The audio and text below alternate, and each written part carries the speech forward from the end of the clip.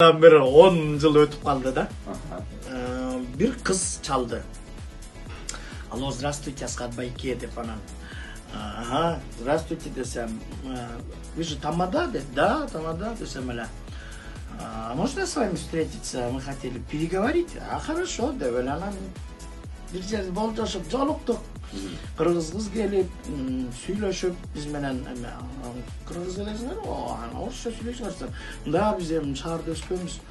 Ошол орусча окуганбыз деп калды. Эмне хорошо, эмне той? Куда тосу? Макул. Кызды узатабыз, кызды алып кетишет. 40 эле киши болот. Золотой драконда болот деди. Макул. Күндү болжоштук, акчасын сүйлөштүк. Ошол күнү бардым, Золотой драконго костюм шымым кийип алып барсам, бүт эле орустар жүрөт. Көрбөдүм. Анан 2 залы бар да аяктынчы. Анан ойлодум. Экисине кирип көрдүм. Бул залында да биз VIP кичинекей 40 кишилик да. Ошондо болсок керек деп ар жагына кирдим. Музыкантым экөөбүз бардык. Мындай узун 20 кишиден 2 стол даярдап коюшуптур. Бир маал деле. Кыргыздар кирсе деле мындай көрүнүп турат да, русскоязычный мындай кыргызча түшүнбөйт да. Бардым кичинекейинен өйдө чоңуна чейин здравствуйте, как у вас дела? Ой, поздравляем деген эле кишилер. Ана баягы кызга чалдым, ал көрүнбөйт. Алло. Ай, чоң кыз десем, о, Асхат байке, бардыңызбы? Бардым. Ай, чоң кыз биякта жалаң эле орустар келип атат. Орусча сүйлөгөн кыргыздар жүрөт. Десем, ооба, эме кетип аткан кыз орустарга тийип атат, өзү кыз вообще Москвада төрөлүп өскөн.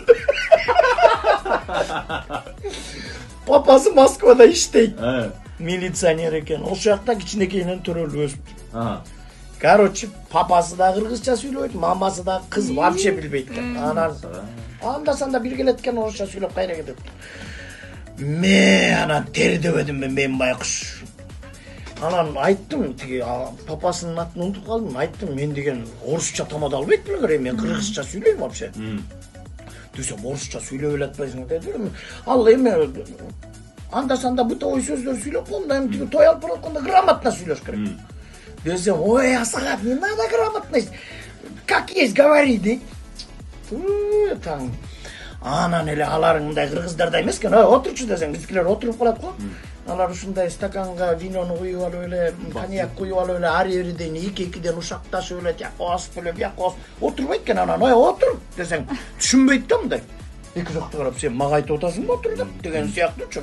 Сен кимсиң анчалык дегендейчи. Эмне кыларын билбей, тердеп орусчам түгөндү, единицачы иши башында сүйлөп. Же оюнга чакырсам чыкпайт. Анан эле мен айттым, ошо байке чарчадым дедим мен. Акчам кереги жок, кеттим дедим мен. Кантип болуп барам? Же оюнга чакырсаң чыкпайт. Же прикол түшүнбөгөн эмелер экен буларың да, ошентсем эле. Асхат, не надо, бросай свой микрофон, садись, айда деп эле мени жанына отургузуп алды. Сыйлады. Анан тамагынан иштим, коньягынан иштик экөөбүз. Кызына бакыт кааладым. Бир маал деле Асхат бир медленный музыканттарың айтчы, медленный ырдап койсун, бийлеп колу кудагыйлар менен деп. Хорошо деп бар ойланды, Эмил деген музыкантым бар болчу, ошо Эмилге айттым, мындай жайыраак кырлардан ырдап койчу десем, анда жазып ырлардан ырдайын деп эле Москвадан келсе алар ошондой жакшы көрөт болуш керек деп эле тиги Я люблю тебя до слез десе эле баары тура калып эки-экиден кучакташып эле. Ай жанагы жарым саат, 1 саат тургуза албай аткандарын баары өздөрү туруп кетсе болобу. Айттым, Эмил дедим, бүгүн сен эртеден кечке, короче, ырдайсың. Анан ал ырдап аягында мен тигини менен эле жүрдүм атасы мененчи. Сүйлөгөн да жокмун. 4 саат жүрдүк экөөбүз кучакташып, эшикке чыгып кетебиз. Тамик кайра кетебиз, ушинтип эле жүрдүк анан. Бүткөндөн кийин акчасын санап берди, чоң рахмат, той аябай сонун болду дейм. Мага да аябай жакты. Эс алып турсузбу? Ооба, мен корок болуп эле отурдум башында. Тантырактап, эмне айтарым? Анысы кандай тойдо ошондой да болуп калат кээде. Сүйлөшкөндөр көрсө, жана мени менен сүйлөшкөн кыз, ал уюштуруучу кыз экен. Ортодо турган деле эмес. Ооба, уюштуруп эле берип ал келбейт экен да, мен байкуш ошону күтүп атпаймынбы? Ооба да, анан тиги көрсө орустар экен. Короче, эптеп атып анан